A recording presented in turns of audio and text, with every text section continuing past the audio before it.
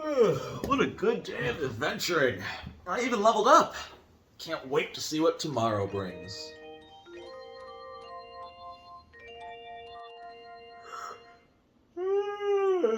Good morning, dog. You want a biscuit?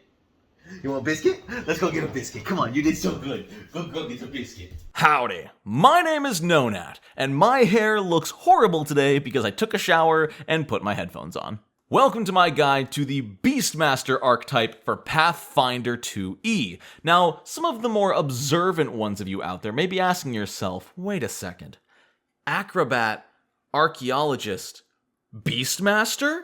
That's not what comes next. And you're right, good job with Alphabet.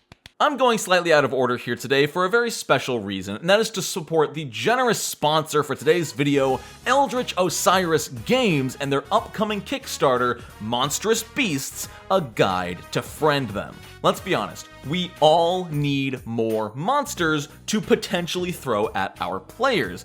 But what if I told you that Eldritch Osiris isn't just making a bestiary, but rather they're making a bestiary with a huge plethora of new animal companion options. EOG is going above and beyond with this bestiary. You are getting both GM options and player options, which is fantastic. Most of the time, a bestiary is just helpful for a GM, but they are making something that is helpful for your entire table.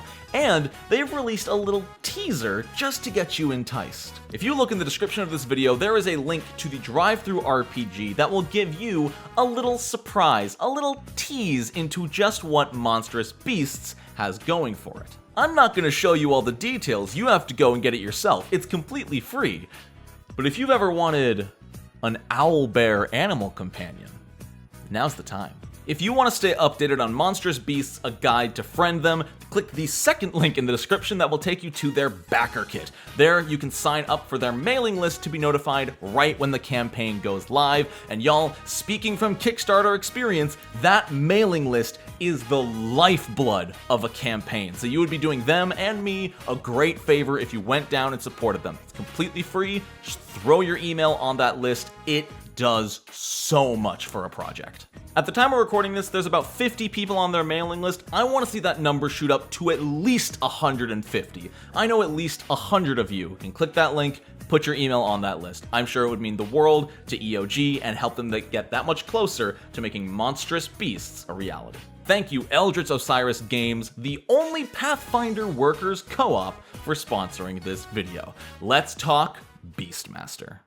The Beastmaster is a fascinating case because it is 2 full pages of feats, but the feats themselves aren't really going to be explainable in this video. That's because most of their feats are gain an animal companion, improve the animal companion, keep improving the animal companion. I don't personally have a video on animal companions, even though I've been talking about making one for 2 years now, but I'll add a card to How It's Played's video. It's a little bit old, but it should still be incredibly accurate on all of the details of animal companions. If you don't know how they work, check out that video. I'm also going to be blunt with you. Beastmaster is probably the single strongest archetype in the entire game. This is because for one class feat, and only needing to be trained in nature, you can get an animal companion.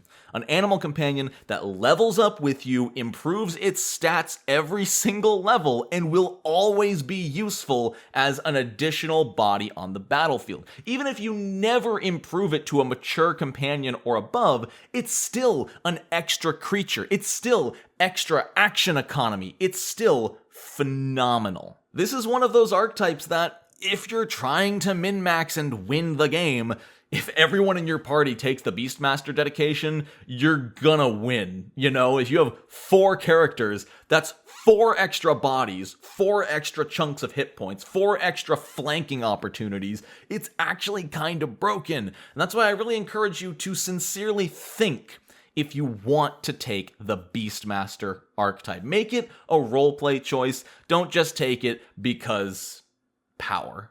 But that's another great part of the Beastmaster. It's a really fun roleplay opportunity. Adding a pet or even just a full-on companion to your character is super cool, so let's stop wasting time and dive into the feats of what exactly it can do. The dedication may look like a lot of words, but all it really says is you get an animal companion. There's a lot of clarification here on like the focus spells you get out of the archetype and stuff, but nothing of meat is there aside from you get an animal companion. I guess you do also get the call companion action, which you can spend a minute swapping animal companions if you have more than one.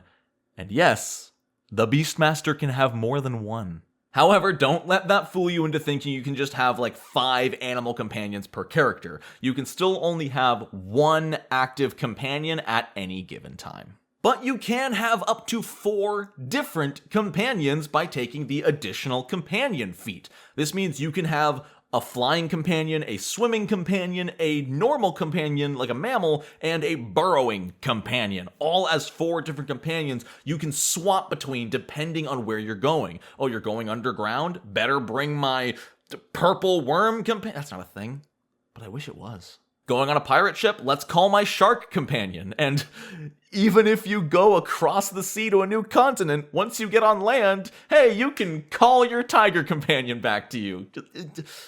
I promise it makes sense somehow, right, GM? At level 4, you can take the Heal Companion feat to get the Heal Animal focus spell. This is the heal spell, except it can only be used with 1 or 2 actions for touch or 30-foot range, and it can only be cast on animals. Simple as that. It's just heal on animals. Also at level 4, you can mature your companion. So at level 4, you have a lot of different options. Additionally, on top of maturing your companion, it also gets a free action per turn, even if you don't issue it a command. Also at level 4, you can take Magic Hide, which is a single action focus spell that gives your animal companion +1 armor class for a minute. Giving your animal companion a bonus to armor class is honestly pretty difficult in PF2. I have not seen barding come up very much, even though I do think it exists. So giving them a status bonus to armor class is really helpful. Also at level 4, you can take Wild Empathy, which means you can use diplomacy to make an impression on animals. I don't think you're going to be taking this if you took the Beastmaster archetype, but maybe if you're playing with free archetype and you just have to put that extra feat somewhere, you can hang out with squirrels.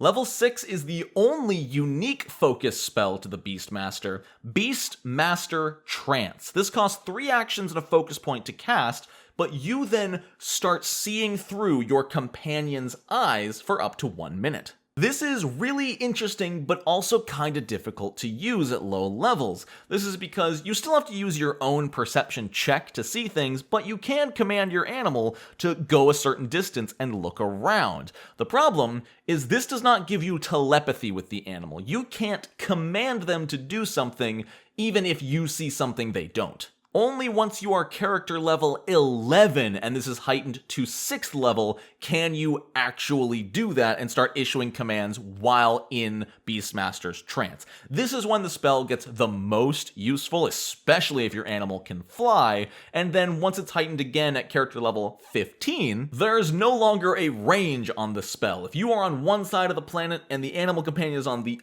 other, you can talk to them and see through their eyes. Very useful for recon or leaving them at a post to guard your camp or something, and the duration is up to 1 hour. The problem with some of this is the targeting requirement for Beastmaster's Trance. Sure, the planetary range is cool, but in order to cast this, you need to be able to see your animal companion. So if you have some kind of portal they can jump through and you can see through their eyes, that's helpful, but otherwise, the increase of range isn't that helpful overall, aside from being able to run as far as they can for up to an hour. At level 6, they can also take Companion's Cry, which, if you now spend 2 actions to issue a command to your animal companion instead of just 1, they get 3 actions that turn. So if your animal companion is just really far away, you could give them 2 of your actions, they could spend 2 actions closing the distance and then still get an attack off. It's situational, but useful when you need it. Level 8 is Incredible Companion. The companion gets stronger. Level 10 is Beastmaster Bond. This is fantastic, and I would say almost a must-take. You have telepathy with your animal companions. It's a range of up to 100 feet, too, and it doesn't say anything about being blocked by walls or anything, so as long as there is a straight line of 100 feet between you and your animal companion, you can hang out and have a Skype call. And if you happen to have legendary proficiency in nature, you have permanent telepathy with no range. As long as you are on the same planet, you can communicate with your animal companions. This leads to some cool possibilities of roleplay potential, because remember, you can have up to 4 companions. You can only have one active one, but this means you could still telepathically communicate with your inactive ones. Just because they're inactive doesn't mean they don't exist. You could still, as a GM even, use those extra companions as a way to give the Beastmaster additional information, and that's super cool. Also at level 10 is Enlarge Companion. You get Enlarge Companion, which enlarges your companion. They get affected by a 4th level Enlarge spell. This can only target your animal companion, no other animals or targets, and it lasts for 1 minute. It is nice that it's not sustained though. You just make them big and let them go. Now, Beastmaster's Call is so freaking cool, and it's such an interesting strategic option for any character, really. I'm sad I've only ever seen this kind of thing on the Beastmaster. For 1 action, you conjure an astral projection of one of your inactive companions. Not only does it appear in 1 square within 30 feet of you, it also automatically gives its support benefit. What this means is for 3 actions, you could Beastmaster's Call to have one inactive companion appear and support. For another action, you could command your other animal companion, your active one, to move into position and support. And for your 3rd action, you can hit the target, triggering both support benefits at the same time. And that's so freaking cool.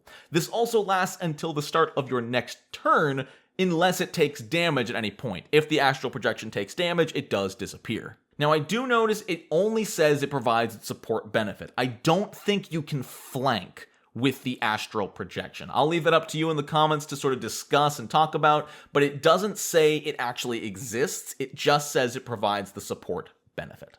Specialized Companion. Your companion becomes either nimble or savage. I know I'm really just running through these, but again, watch How It's Played's video if you want more detail on animal companion advancement. The other option for level 14 is also great, side by side. As long as you and your animal companion are both adjacent to the same target, you are considered flanking with each other. So even if a large 2x2 creature is in front of you and you two are just in front of it, as long as you're both adjacent to the creature, it's flat-footed against your attacks. Very nice. And finally, at level 16, Lead the Pack is cooler than it is useful. You get to have 2 active companions at any given time, which is awesome. You could have 2 dire wolves flanking you at all times, fighting alongside you, but it's really hard to manage. With Lead the Pack, you have 3 options on your turn when it comes to commanding your animal companions. If you spend no actions to command, one of them gets to take 1 action. If you spend 1 action to command them, either both of them get 1 action, or one of them gets 2 actions. And the weirdest part of this is if you command an animal using Lead the Pack, you can't command an animal again. Now, there's no once per turn requirement on command an animal normally. You can command your companion to take 2 actions, and then command them again to take 2 actions. But if you have Lead the Pack, and you command an animal on either of your active companions, you're no longer allowed to command again. Now, partially I understand this, because that's turning 2 actions into 4 actions, and both of those creatures have separate multiple attack penalties. If you could do this, you could theoretically attack 3 times per turn at full bonus, and potentially even more times at a penalty, which would be insane. So because of that, Lead the Pack just ends up feeling kinda cumbersome, and in a lot of cases, you'd rather just be able to command one companion twice than each companion for 1 action. And yeah, you can't command one for 2 actions, command the other for 2 actions.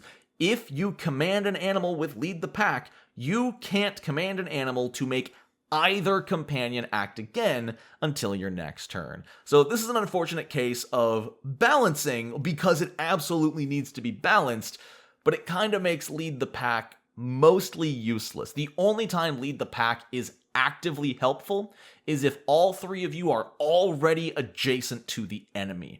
If that exact situation occurs, you're in business. Command, attack at full penalty, then you still have 2 actions to do whatever you want. The hard part is getting them into that position. In reality, if you need to close the distance, you're going to be, command, both of you move up into position. Okay, now I move into position and maybe attack, and now we're all sitting ducks. Plus it's level 16, so you're probably all taking massive damage. It's cool, maybe I'm missing something here, but it's really hard to use lead the pack effectively. But it's also still really, really cool to have 2 companions next to you at all times. And that's the Beastmaster. Honestly, I thought that was going to take a lot longer than it did. Only 26 minutes to record from start to finish, including the plug for our generous sponsor, Eldritch Osiris Games, and their Monstrous Beasts, a guide to friend them Kickstarter. Go click the links, check out the Owlbear Companion, and sign up for the mailing list. Do it. For me. But yeah, overall, Beastmaster's insane. Animal companions are so strong because they require so little investment, and the fact that you can get one just for a class feat and nature training proficiency is honestly incredible. That's it for me, y'all. I want to give a huge shout out to my YouTube members and my patrons. If you want to become one of them, there is a big blue join button below this video next to the big red subscribe button, which if you haven't hit, you probably should. I mean, come on. You don't want to be, like, left out. Cut that out. If you enjoyed the video, please do leave a like, and hey, check out one of these videos of the other archetypes I've covered, because I think I can put 2 videos up. If not, it's going to be like a video and a subscribe to me button, both of which are just fantastic choices. Thank you so much for watching. I hope you all have a wonderful rest of your day. And until next time, no nat ones.